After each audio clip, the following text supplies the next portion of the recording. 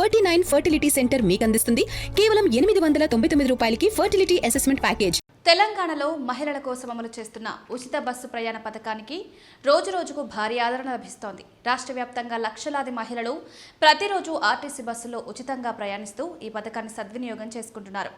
మహిళలకు ఆర్థిక భారం తగ్గించడమే లక్ష్యంగా ప్రారంభించిన ఈ మహాలక్ష్మి పథకం రాష్ట్రంలో విజయవంతంగా కొనసాగుతోంది.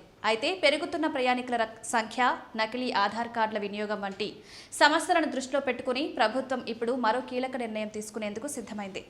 ప్రస్తుతం మహిళలు ఉచిత ప్రయాణం కోసం ఆధార్ కార్డును గుర్తింపు పత్రంగా చూపిస్తున్నారు. కానీ ఇకపై ఆధార్ అవసరం లేకుండా ప్రత్యేక స్మార్ట్ కార్డుల ద్వారా ప్రయాణించే విధానాన్ని ప్రభుత్వం తీసుకురానుంది. మహిళల ప్రయాణాన్ని మరింత సులభతరం చేయడమే కాకుండా పథకం అమలులో పారదర్శకత పెంచేందుకు ఈ కొత్త విధానాన్ని అమలు చేయాలని ప్రభుత్వం భావిస్తోంది.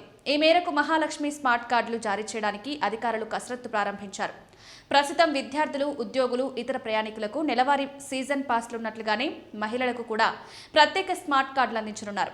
ఈ కార్డులు ఏటీఎం కార్డు తరహాలో చిప్తో రూపొందించబడతాయి. ప్రతి కార్డులో లబ్ధిదారుల పూర్తి వివరాలు, ఫోటో, ప్రత్యేక క్యూఆర్ కోడ్, డిజిటల్ సమాచారం నమోదు చేయనున్నారు. స్మార్ట్ కార్డు పొందేందుకు మహిళల ఆధార్ వివరాలు, ఫోటో, ప్రాథమిక సమాచారాన్ని సేకరించి ప్రత్యేక డేటాబేస్తో అనుసంధానం చేయనున్నారు. అనంతరం వ్యక్తిగత పేరుతో కార్డు జారీ చేస్తారు.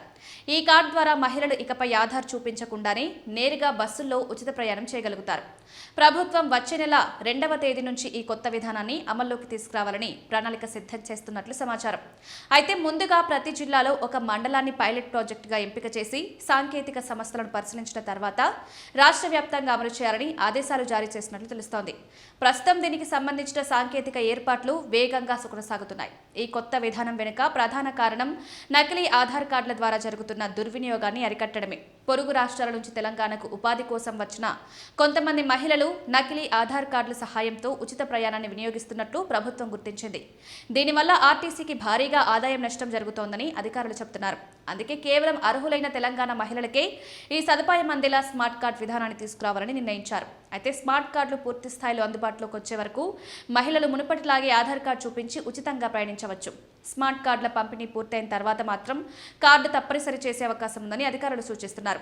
మహిళలకు మరింత సౌకర్యవంతమైన ప్రయాణ అనుభవాన్ని కల్పించడం, ఆర్టీసీ ఆదాయ నష్టాన్ని తగ్గించడం, పథకం అమలులో పారదర్శకత తీసుకురావడం లక్ష్యంగా ప్రభుత్వం ఈ కీలక నిర్ణయం తీసుకున్నట్లు తెలుస్తోంది.